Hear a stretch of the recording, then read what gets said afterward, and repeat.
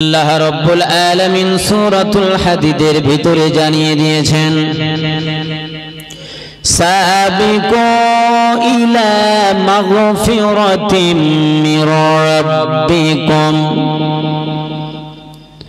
ওয়া জান্নাতিন আরদুহা কাআরদিস সামা। আল্লাহ রাব্বুল আলামিন পরিষ্কার করে জানিয়ে দিয়েছেন, ও বান্দা, সাবিকু ইলাল মাগফিরাত, আমি আল্লাহ তাআলা বলছি তোমরা এমন রাস্তায় দৌড়াও, সাবিকু ইলা মাগফিরাতিম মির রাব্বিকুম, যে আমার আল্লাহ বড় ক্ষমাশীল, বড় দয়ালু, যে আল্লাহ তাআলা তিনি ক্ষমা করবেন, সেই ক্ষমাশীল আল্লাহর দিকে তোমরা দৌড়াও। আর কোন দিকে দৌড়াবে? ওয়া জান্নাতিন আরদুহা কাআরদিস সামাই ওয়াল আরদ, এমন রাস্তায় দৌড়াও বান্দা, যে রাস্তায় দৌড়ালে আমি আল্লাহ আমার ক্ষমা পাবে।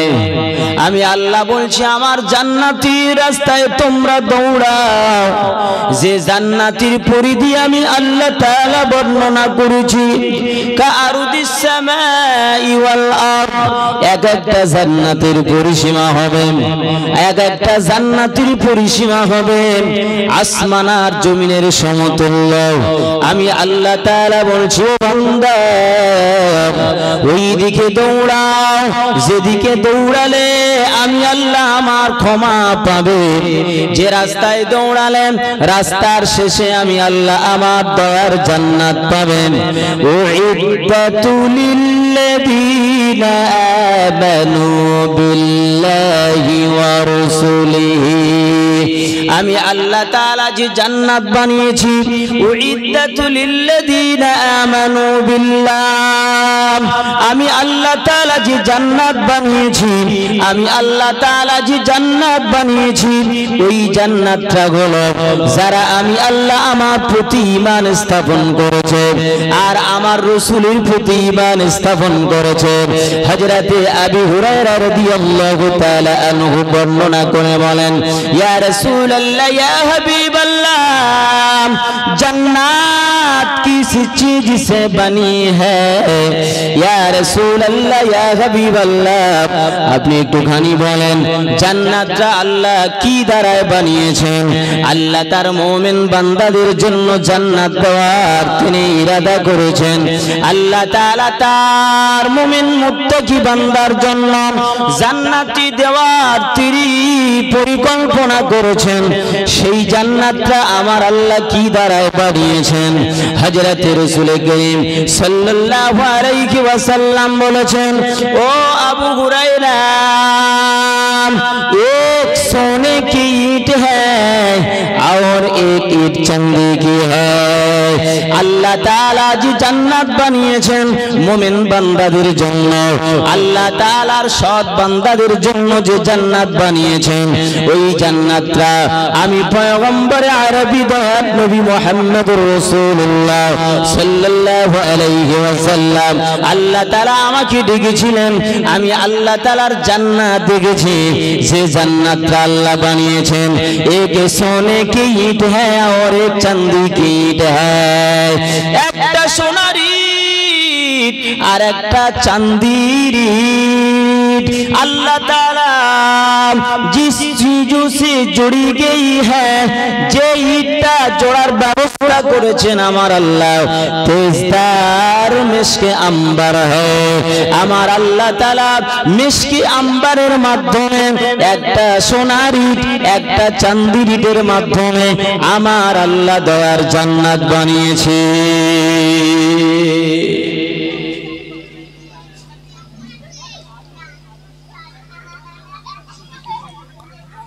আল্লাহ যে জান্নাত দেবেন, সে জান্নাত কি দ্বারায় তৈরি করেছে তো আমরা জানি না। আবু হুরায়রা জিজ্ঞাসা করে বলছেন, উইদ্দাতুল লিল্লাযীনা আমানু বিল্লাহি ওয়া রাসূলিহি, যারা আল্লাহর প্রতি ঈমান এনেছেন, রাসূল সাল্লাল্লাহু আলাইহি ওয়াসাল্লামের প্রতি ঈমান এনেছেন, তাদের জন্যই তো আল্লাহ জান্নাত। আবু হুরায়রা বলছেন, ইয়া রাসূলুল্লাহ, জান্নাতটা কি দ্বারায় আল্লাহ বানিয়েছেন?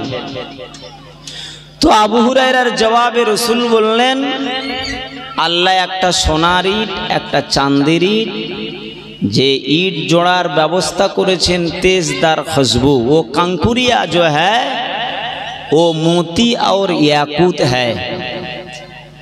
जेटा आम्रा बाली बोली अल्लाह ताला मोती एवं याकूत पाथरेर माध्यमे अल्लाह ताला तार जोड़ार व्यवस्था करेছেন। बोलुन सुबहानाल्लाह। বিশ্বনবী মুহাম্মদুর রাসূলুল্লাহ সাল্লাল্লাহু আলাইহি ওয়াসাল্লাম বলেছেন, দুনিয়ার মাঝে দুই ধরনের মানুষ লক্ষ্য করা যায়।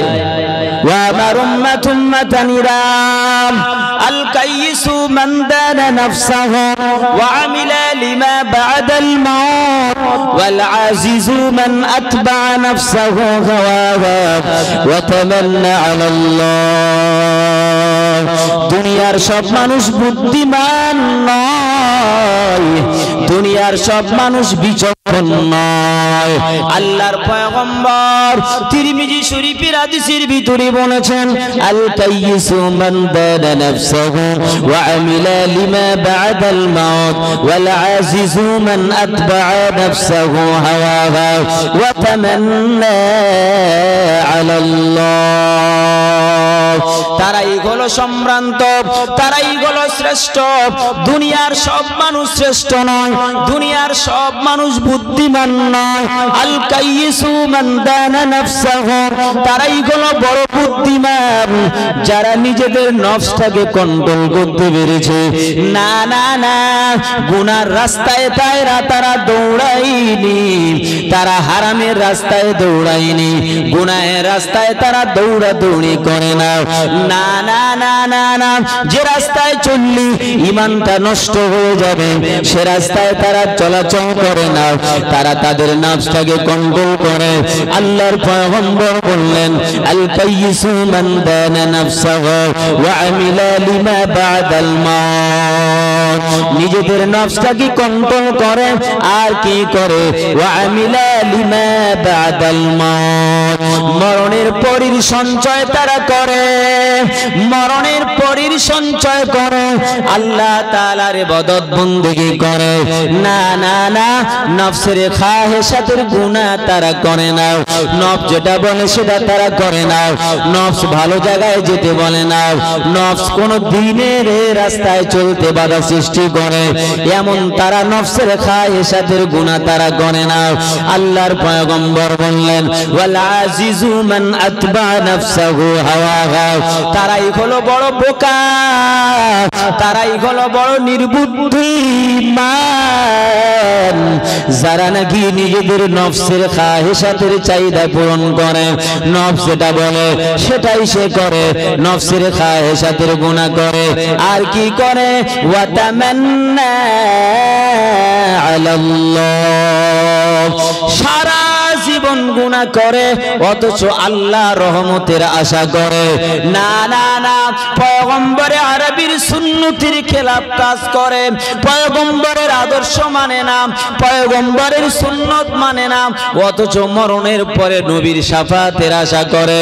আল্লাহর নবী বলেন, না না, ওয়াল আজিজু মান আতবা নাফসাহু হাওয়াহা, তারাই হলো বড় বোকা, নিজেদের নফসির খাহেসাতের চাহিদা সারা জীবন পূরণ করে অথচ আল্লাহর রহমতের আশা করে।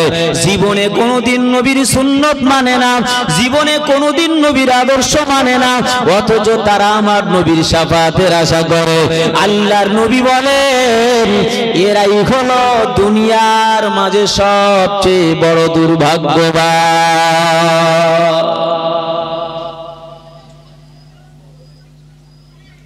আপনারা এখানে বসে থাকবেন, যখন ইয়া নবী সালামু আলাইকা হবে তখন দেখবেন আর ভিড় ঠেকানো যাবে না। তার মানে কি, ওরা বড় বুদ্ধিমান, ওরা ফিল্ডে থাকবে না কিন্তু আশা করবে বড় জিনিস, যে আমি খাবো আগে বিরিয়ানি। যারা আল্লাহ তাআলার ইবাদত করলো না, বন্দেগি করলো না, অথচ তারা আল্লাহর রহমতের আশা করে। তার মানে কি? তার মানে বিয়ে না করে ছেলের আশা করা যেমন, ঠিক নামাজ রোজা দিন শরীয়তের হুকুম না মেনে নবীর শাফাত পাওয়ার আশা বা আল্লাহর জান্নাত পাওয়ার আশা ঠিক তেমনই। আচ্ছা বলেন, আপনাদের এই হাটবেড়িয়া গ্রামে কেউ কি বিয়ে না করে ছেলে পেয়েছে? হ্যাঁ গো বাবা, পেয়েছে? ওরে বাবা, অনেক রিপোর্ট আপনারা দেবেন যে বিয়ে করে অনেকে ছেলে পায়নি, আর বিয়ে না করে ছেলের আশা করা যায়। আপনি কি বলছেন? তো কিয়ামতের দিনেতে এক শ্রেণীর মানুষ থাকবে, এরা যেমন বিয়ে না করে ছেলের আশা করা যেমন পাগলামি, আর নামাজ রোজা হজ যাকাত সারা শরীয়ত না মেনে নবীর শাফাত আর আল্লাহর দয়ার জান্নাতের আশা করা ঠিক তেমন পাগলামি। কথা বলেন না কেন, ঠিক কিনা?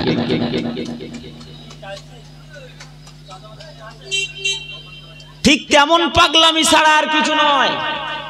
বরং এই পাগলামি এখন দুনিয়ার মাঝে অনেক বেশি ভরে গেছে। কথা বলেন না কেন, ঠিক কিনা? দুনিয়ার মাঝে এই পাগলামি অনেক বেশি দেখা যায় বাবা। বিশ্বনবী মুহাম্মদুর রাসূলুল্লাহ সাল্লাল্লাহু আলাইহি ওয়াসাল্লাম জান্নাতের বর্ণনা দিয়ে বলছেন, আল্লাহ তাআলা বলেছেন, কি বলেছেন? তিলকা হুদুদুল্লাহি মান ইউতিইল্লাহা ওয়ার রাসূলাহু ইউদখিলুহু জান্নাতিন তাজরি মিন তাহতিহাল আনহার। আল্লাহ তাআলা সূরাতুন নিসার 13 নম্বর আয়াতে বলেছেন, তিলকা হুদুদুল্লাহ, এটাই হলো আল্লাহর পরিসীমা। কি আল্লাহর পরিসীমা? আল্লাহর পরিসীমা আল্লাহ বর্ণনা করে দিয়েছেন। বাবা, আপনার একটা নির্দিষ্ট পরিসীমা আছে, আপনার এক বিঘে জমির একটা পরিসীমা আছে, আপনার ঘরের একটা পরিসীমা আছে, আপনার মসজিদের একটা পরিসীমা রয়েছে, আপনার ইসলামের একটা পরিসীমা রয়েছে, হিন্দুদের একটা পরিসীমা রয়েছে, জৈনদের একটা পরিসীমা রয়েছে। ও ভাইরা, ভারতের একটা পরিসীমা রয়েছে, পাকিস্তানের একটা পরিসীমা রয়েছে, বাংলাদেশের একটা পরিসীমা রয়েছে। ও ভাইরা, আরবের একটা পরিসীমা রয়েছে। কেউ কারোর পরিসীমা লঙ্ঘন করতে দেয় না। যদি লঙ্ঘন করে তাহলে বিপদ হবে না, হবে না? বাবা কথা বলেন না। পরিসীমা যদি লঙ্ঘন হয় তাহলে বলেন সমস্যা বাড়বে না কমবে? আচ্ছা, বাংলাদেশের মানুষ, বাংলাদেশের রোহিঙ্গা ভারতবর্ষে এসেছে কিনা তার জন্য অনেক রকম পরিকল্পনা হচ্ছে। কেন? যে তারা তাদের পরিসীমা লঙ্ঘন করে তারা আছে বাংলাদেশে, তারা ইন্ডিয়ায় আসবে কেন? কথা বলেন না কেন, ঠিক কিনা? তো আমার আল্লাহর পরিসীমাটা আমরা কতটা মানছি? মুসলমানদের একটা পরিসীমা আছে। আপনি এক বিঘে জায়গা কিনেছেন, তার একটা পরিসীমা আছে। আপনি একটা ঘর বানিয়েছেন, তার একটা পরিসীমা মেপে বানিয়েছেন। মহল্লার একটা মসজিদ বানিয়েছেন, তার পরিসীমা মেপে বানিয়েছেন। আল্লাহ তাআলা ইসলাম দিয়েছেন, তারও একটা পরিসীমা দিয়েছেন। পরিসীমা যদি লঙ্ঘন করেন তাহলে বাঁচার রাস্তা আর কেউ দিতে পারবে। আপনার সীমানা আছে এক বিঘে জমির, যদি আল ঠেলাঠেলি করেন গন্ডগোল বাড়বে না কমবে? কথা বলেন না কেন, গন্ডগোল বাড়বে না? আমরা যদি ইসলামের ভিতরে থেকে ইসলামের পরিষেবার গণ্ডির ভিতরে না থেকে ঠেলাঠেলি করি, তাহলে আমাদের শায়েস্তা করার জন্য তো আল্লাহ ব্যবস্থা করবেন না ছেড়ে দেবেন? এখন কথা বলেন না কেন? করবেন না? অবশ্যই করবেন। এজন্য আল্লাহ তাআলা পরিসীমা বর্ণনা করছেন। আল্লাহ তাআলা ইসলামের একটা পরিসীমা বলেছেন, যেমন লিকুল্লি শাইইন আলামুন ওয়া আলামুল ঈমানিস সালাত। প্রত্যেকটি জিনিসের একটা নিদর্শন রয়েছে, আর মুসলমানদের চেনার নিদর্শন হচ্ছে সালাত। বাংলাদেশের পতাকা দেখলে চেনা যায় বাংলাদেশের পতাকা, এটা পাকিস্তানের সঙ্গে মিল হয় না। ইন্ডিয়ার পতাকা দেখলে বলা যায় ইন্ডিয়ার পতাকা, সেটা পাকিস্তানের সঙ্গে মিল হয় না। ভাইরা, তামাম পৃথিবীতে যত দেশ আছে প্রত্যেকটি দেশের পতাকা যেমন আলাদা আলাদা কালার, প্রত্যেকটা পার্টির দলের যেমন আলাদা আলাদা পতাকার কালার, তো আল্লাহ তাআলার নবী বলেছেন লিকুল্লি শাইইন আলামুন ওয়া আলামুল ঈমানিস সালাত। প্রত্যেকটি জিনিসের চেনার যেমন নিদর্শন আছে, মুমিন মুসলমানদের চেনার নিদর্শন হচ্ছে নামাজ। তো আপনার ভিতরে নামাজ নেই মানে আপনার কিছু নেই। আপনাকে কে চিনবে? আপনার নামাজ নেই মানে তো আপনাকে কে চিনবে বলেন? টিএমসির পতাকা দেখলে মনে হয় এটা টিএমসি, ও পতাকা আছে না, ফুল টুল আছে। বিজেপির পতাকা দেখলে কি পদ্ম ফুল দেখা যায় না, বলে এটা। আবার আইএসএফ ভাইজানের পতাকা দেখলে আবার কি খাম চিহ্ন দেখা যায়, বলে এটা আলাদা। তো প্রত্যেকটা দল, প্রত্যেকটা মত চেনার একটা করে নিদর্শন আছে। আমাদের নিদর্শনটা আমরা ঠিক রাখতে পেরেছি কিনা, এটাই হচ্ছে আমাদের বিশ্লেষণ করার বিষয়। বাবা, কথা ঠিক কিনা বলেন? আল্লাহ রাব্বুল আলামিন বলেছেন, তিলকা হুদুদুল্লাহ। ও বান্দারা, আমি আল্লাহ তাআলা একটা পরিসীমা বর্ণনা করেছি। মাইয়ুতিল্লাহ ওয়া রাসূলাহু, যারা আমি আল্লাহ আমার অনুকরণ করবে, ওয়া রাসূলাহু, আমি আর আমার রাসূলের অনুকরণ করবে। আল্লাহ তাআলার পরিসীমা হলো এটাই বাবা, যারা আল্লাহর আনুগত্য করবে, যারা আমার রাসূলের আনুগত্য করবে, যারা আল্লাহ তাআলার আনুগত্য করবে, রাসূলুল্লাহর আনুগত্য করবে, আল্লাহ তাআলা বলেছেন, ও বান্দা, জান্নাতে নিয়ে যাওয়ার দায়িত্ব কারণ নয়। পীরের জান্নাত, পীর কোনদিন জান্নাতে নিয়ে যেতে পারবে না। হাজী সাহেব জান্নাতে নিয়ে যেতে পারবে না, আলেম জান্নাতে নিয়ে যেতে পারবে না। যদি আপনার আমল না থাকে, যদি আপনার সৎ কাজ না থাকে, যদি আপনার ঈমান না থাকে, আল্লাহ তাআলা বলেন এই পরিসীমাটা তোমরা মান্য করো। এক নম্বর পরিসীমা হলো মাইয়ুতিল্লাহ, যারা আমি আল্লাহ আমার অনুকরণ করে, অর্থাৎ আমি আল্লাহ তাআলা আমার হুকুম আহকামগুলোকে মান্যতা দিয়ে চলে, ওয়া রাসূলুহু, আর আমি আমার রাসূলের মারফতে যে দিন দিয়েছি, আমার রাসূলের আদর্শ যারা মানবে, আমার রাসূলের সুন্নতের পায়রবি যারা করবে, আমি আল্লাহ তাআলা বলছি ইউদখিলুহু জান্নাত, আমি আল্লাহ নিজ দায়িত্ব নিয়ে আমার ওই বান্দাকে জান্নাত দান করব। একটু মহব্বতে মিলে জিলে হবে না সুবহানাল্লাহ? আর একটু জোরে বলেন না সুবহানাল্লাহ? পরিসীমা হচ্ছে দুটো, একটা হচ্ছে আল্লাহর আনুগত্য করা, দ্বিতীয়টা হচ্ছে রাসূলুল্লাহর আনুগত্য করা। আল্লাহ আবার কি বললেন? আল্লাহ তাআলা বললেন, ইন্নাল্লাহা লা ইয়াগফিরু আন ইউশরাকা বিহি ওয়া ইয়াগফিরু মা দুনা যালিকা লিমান ইয়াশা। ও বান্দা, আমি আল্লাহ তাআলা বলছি, তোমার গুনাহের ঝুলিতে, তোমার গুনাহের বস্তায় সব গুনাহ থাকো, বড় কাবিরা গুনাহ থাকো, সগীরা গুনাহ থাকো, কিন্তু গুনাহের বস্তার ভিতরে যদি শিরকের গুনাহ থেকে থাকে, কিসের গুনাহ বললাম? ঈশ্বর বলেন কিসের? শিরকের গুনাহ। ইন্নাল্লাহা লা ইয়াগফিরু আন ইউশরাকা বিহি ওয়া ইয়াগফিরু মা দুনা যালিকা লিমান ইয়াশা। ও বান্দা, জান্নাতে জিতিউলি আমি আল্লাহ তাআলা বলছি ইন্নাল্লাহা লা ইয়াগফিরু আন ইউশরাকা বিহি ওয়া ইয়াগফিরু মা দুনা যালিকা লিমান ইয়াশা।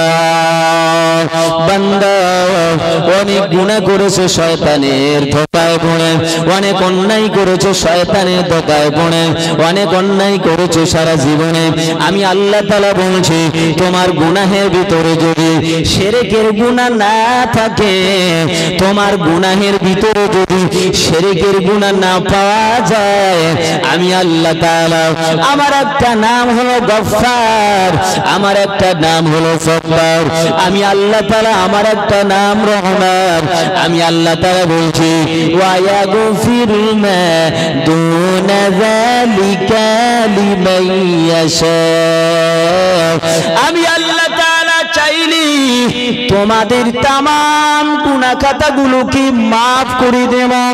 যদি তোমাদের গুনার ভিতরে, যদি তোমাদের অন্যায়ের ভিতরে, যদি তোমাদের গুনাহের ভিতরে যদি শিরকের গুনাহটা না থাকে, যদি শিরকের গুনাহটা না থাকে, গাজী বাবার দরবারে ছেলে চাইতে যাবেন না, না না, হবে না, হবে না।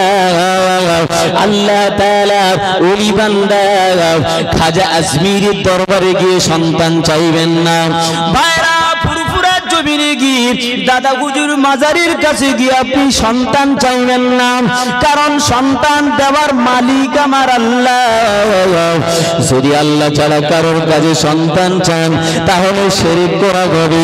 আল্লাহর গুণটা পৃথিবীর কোন সৃষ্টি জীবকে দিয়ে দেওয়া, সেটাই হবে শিরক হয়ে যাবে। লা তাআতা লা তাআতা, তুমি তার আনুগত্য করবে না, এমন আনুগত্য কাউকে করবে না যে আনুগত্য করলে আমার আল্লাহ তাআলার সঙ্গে, আমার আল্লাহ তাআলার সঙ্গে শরীক হয়ে যাবে, শিরক হয়ে যাবে।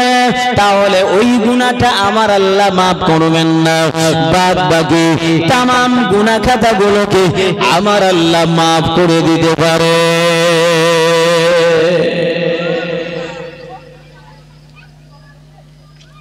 হ্যাঁ গো বাবা, একটা গুনাহ অন্তত চিনে নেন, যেটা হচ্ছে শিরকের গুনাহ। শিরকের গুনাহ আল্লাহ তাআলা মাফ করবেন না যতক্ষণ না সে তওবা করে আবার ঈমানের কলমা পড়ে ফিরে আসবে।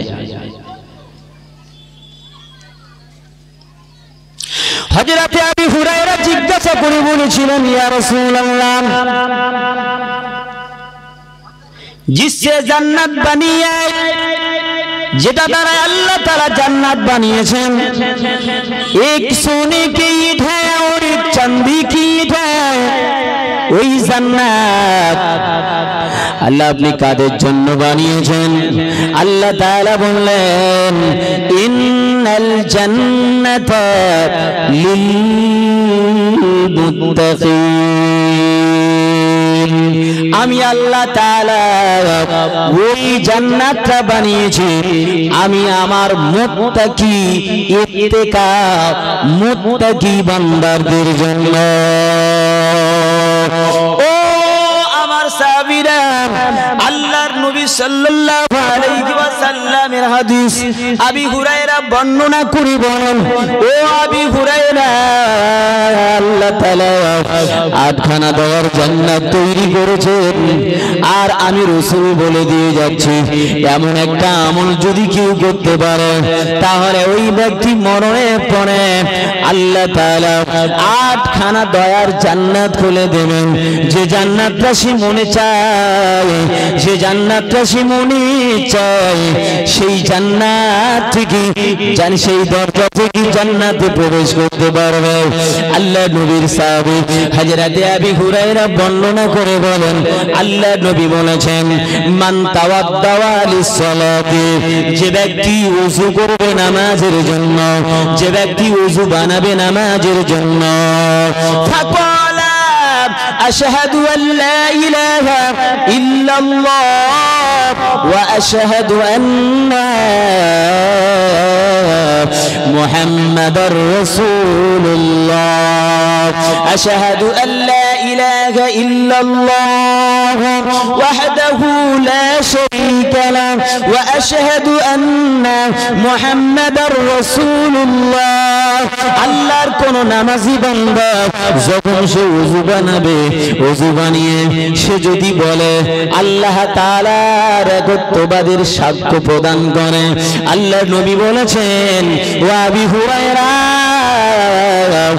সেই ব্যক্তি মরণের পরে আমার আল্লাহ 8খানা দয়ার জান্নাতীর দরওয়াজা ওই ব্যক্তির জন্য আমার আল্লাহ 8খানা দয়ার জান্নাতীর দরওয়াজা আমার আল্লাহ খুলে দিয়ে দেবে। কটা দরজা খুলে দেবেন? জোরে বলেন কটা? আচ্ছা বলেন তো, জান্নাত তো একটা পাবেন, 8টা দরজা কেন খোলা হবে? একটাই তো খুলতে পারলে হতো, কারণ মানুষ বড় নাশুকরি বান্দা আল্লাহ জানেন। আল্লাহ তাআলা 8খানা দয়ার জান্নাতের 7টা যদি বন্ধ করে রেখে একটা খুলে দিতেন, আমরা মনে মনে ভাবতাম আল্লাহ ভালোটাই তো বন্ধ করে রেখেছেন, খারাপটা খুলেছেন। কথা বলেন না কেন? বাজারে গেলেন আলু কিনতে, ও ভাইরা আলু পাচ্ছেন, বস্তা থেকে আলু ঢালা হয়েছে, বস্তা শুদ্ধ আলু দেয়া হয়েছে।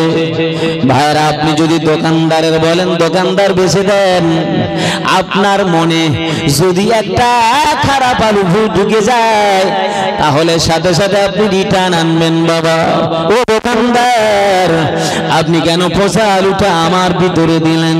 আমি তো টাকা দিয়ে কিনেছি, আপনি পচা আলুটা কেন দিয়েছেন? ভাইরা এবারে জবাব দেন, জবাব চাই। 1 বস্তা আলু আপনার সামনে ঢেলে দেওয়া হল, 1 বস্তা আলু বাঁচতে বাঁচতে বাঁচতে বাঁচতে নিজেই বেছে নিয়েছেন, কিন্তু অজান্তে একটা পচা ঢুকে গেছে। এবারে বলেন তো আপনি কি আর কোনো অভিযোগ দায়ের করতে পারবেন? পারা যাবে? আল্লাহ এজন্য তার বান্দার জন্য 8খানা দয়ার জান্নাত খুলে দেবে। বান্দা তুই দেখে পছন্দ করে নে, যে জান্নাতটা তোর ভালো লাগে সেই জান্নাতে চলে যা। বলুন না সুবহানাল্লাহ। হযরত আবি হুরায়রা থেকে হাদিস বর্ণিত, তিনি বলেন अल्लाह ताला नबी বলেছেন दुनिया में जो शख्स नमाज वाला था उसी बाबु सला से बुलाया जाएगा। दुनिया के जो व्यक्ति रोजादार ना नामाजी ছিল আল্লাহ তাআলা একটা জান্নাতের দরওয়াজার নাম রেখে দিয়েছেন বাবুস সালাত, বাবুস সালাত, বাবুস সালাত। ও আল্লাহ নামাজি বান্দারা মরে যাবার পরেতে জান্নাতের ফেরেশতারা ডাক দেবে, আসো ও আল্লাহ নামাজি বান্দা আমার ভিতরে আসো। আল্লাহ তাআলা রোজাদার বান্দাদের জন্য একটা দরজা রেখে দেবেন, ওই দরজা থেকে ডাকা হবে दुनिया में जो शख्स रोजा वाला था बाबू रैहान से बुलाया जाएगा। बाबू रैहान থেকে ডাকা হবে, ও আল্লাহ রোজাদার বান্দা আপনি আমার ভিতর থেকে প্রবেশ করুন জান্নাতের ভিতরে। दुनिया में जो शख्स जिहाद वाला था उसे बाबू जिहाद से बुलाया जाएगा। जिहाद যারা করেছে, জিহাদ মানে যারা অন্যায়ের প্রতিবাদ করেছে, দুনিয়াতে যারা হারামখোর তাদের বিরুদ্ধে প্রতিবাদ করেছে, জুয়াখোরদের বিরুদ্ধে প্রতিবাদ করেছে, মদখোরদের বিরুদ্ধে প্রতিবাদ করেছে, যারা ন্যায়ের উপরে প্রতিবাদ করেছে, এদেরকে কিয়ামতের দিনেতে জিহাদকারী বান্দাদের সমমর্যাদার অধিকারী তাদেরকে গণা হবে। বাবা আমার আল্লাহ তাআলা নবী বলেন এমন ভাবে জান্নাত থেকে তাদের ডাক আসবে। ও ভাইরা বাবাজিরা, ওই মজলিসে আল্লাহর একজন নবী সাহাবী, নবীর একজন সাহাবী বসেছিলেন, উঠে দাঁড়িয়ে বলছেন ইয়া রাসূলুল্লাহ আমার একটা প্রশ্ন আছে।